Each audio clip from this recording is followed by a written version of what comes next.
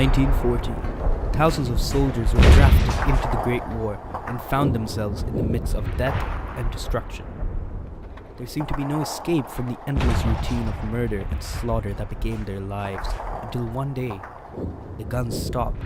The war had ceased. For just a short amount of time, the soldiers came together not in the names of countries or governments, but for an idea that transcended all borders. A day that invoked friendship and kindness within all sorts of people. The day of Christmas.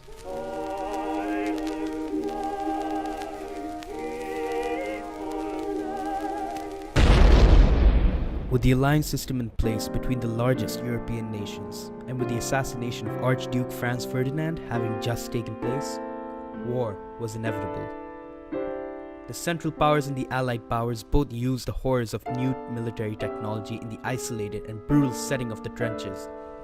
Some soldiers became disillusioned, believing that it was a war for kaisers, generals, and emperors, and maybe that the enemy dug down a few feet away from them might have more in common with them than they thought. Pope Benedict XV was one of the few European leaders who called for a ceasefire at Christmas time, in an effort for soldiers to happily observe the holiday. In his plea, Pope Benedict stated, "The guns may fall silent, at least upon the night the angels sang." While his words were ignored by the leaders of nations, many soldiers across the Western Front heeded his words and believed in the possibility of a truce. Even though the idea of a truce was not uncommon, as many miniature truces occurred along the front lines when soldiers would be allowed to eat, rest, and even bury their dead.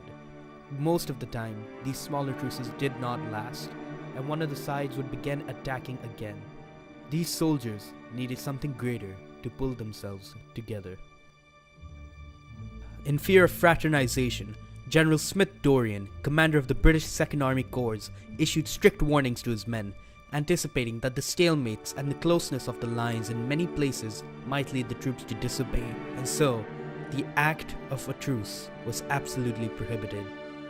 But on Christmas Eve, all orders were ignored or forgotten by many. As firing by snipers and artillery died down, the soldiers began to celebrate. Germans at home sent hundreds of small Christmas trees to their men, and they were placed on the trenches in full view of their enemies. On the foggy night of Christmas Eve, both sides organized singing in their trenches, and with candles lighting up the sky, the men began to sing Silent Night.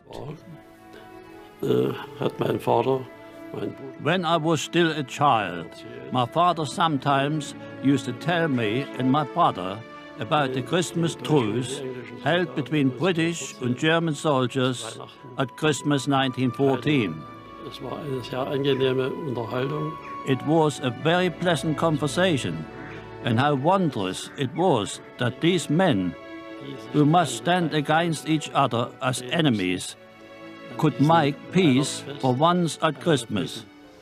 It was rather foggy actually at first that morning, but when the fog cleared we began to climb out of the trench and wave and then quickly jump in again in case they shot at us. But nobody did shoot, and eventually several people got out, and some of us went forward beyond our barbed wire. Anyway, eventually a couple of chaps met in no man's land and shook hands and turned round and waved, and we all cheered, and then we flocked out like a football crowd, sort of, running as fast as we could. It was very broken ground, and people fell into shell holes and things, but still we all got into the middle eventually, and we began to shake hands, and then we began to swap things like cigarettes and cigars and chocolate and cognac, and we gave them a bit of rum and so on, and everything got very friendly and happy. And we stayed out there the whole of the day.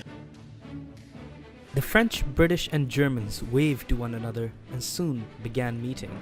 British accounts tend to give the Germans credit for initiating contact, whereas many German accounts say that the British came out first. Soldiers variously described the experience as the greatest thing that took place here, and the most extraordinary celebration of Christmas that any of us will ever experience. Simple altruism on both sides held this truce together, as both sides worked to bury the dead, to feed each other, to pray together, and shared stories of their wives and family back at home.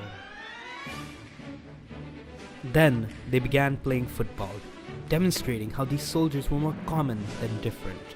Since then, football has come to symbolize the pacifism of the short-lived community. The soldiers, in their closeness, became simply curious. The British were surprised to find that some of the Germans were very nice fellows, and that some of the Germans had worked in England before the war, especially as waiters. The groups discussed their respective causes, and even though both expressed a desire to stop fighting and to go home, they remained enemies out of pure loyalty.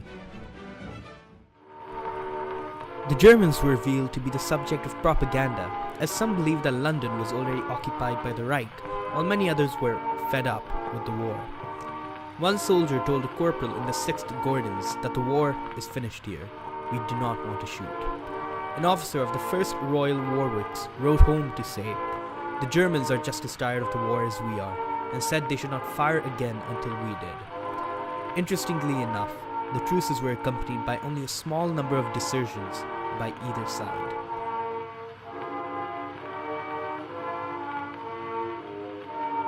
While for the most part the truce was a time of peace and celebration of Christmas, it was an opportunity for soldiers to improve their trenches without having to worry about exposing themselves to sniper fire. Sometimes, tools were even shared as both sides made the most of the chance for improvement, and in some places, the ceasefire proved so advantageous that it continued into the new year. In places with lower cases of battles, no man's land swarmed with men shaking hands and playing soccer. But, as this went on, superior officers from both sides tried to gather intelligence, noting in particular the locations of machine guns and snipers, and were on the lookout for the enemy trying the same thing.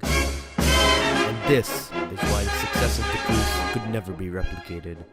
High-ranking officials condemned the ceasefire in order to never allow any such disobedience ever again. All nations increased their output of propaganda and made peaceful soldiers feel guilt and shame. The Christmas truces kept failing in subsequent years. 1915 a failure, 16 a failure, 17 the same. The war technology even began evolving as fewer soldiers saw hope in the face of tanks, airplanes, gas attacks, and mines. Trenches began being dug farther away as lines retreated, and so the soldiers could no longer talk to one another. Now war has become so detached, with soldiers aiming from miles away at targets they've been trained to hate, that they failed to register the person behind the nation. Christmas 1915, we were holding the line up in Flanders still.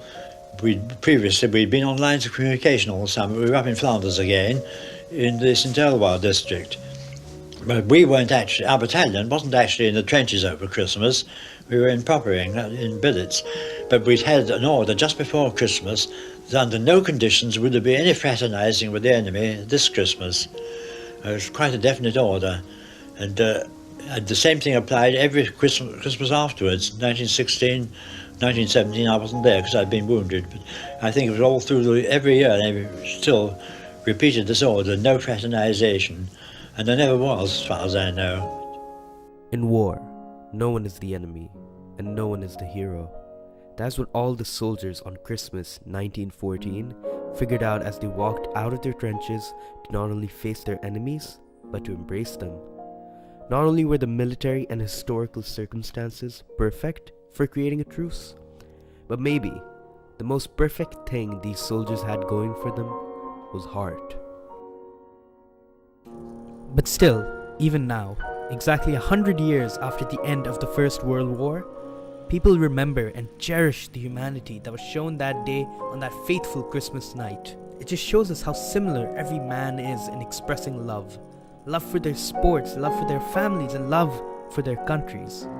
We can all still learn about ourselves from examining the truce, about how even people we despise still share something in common with us, a humanity.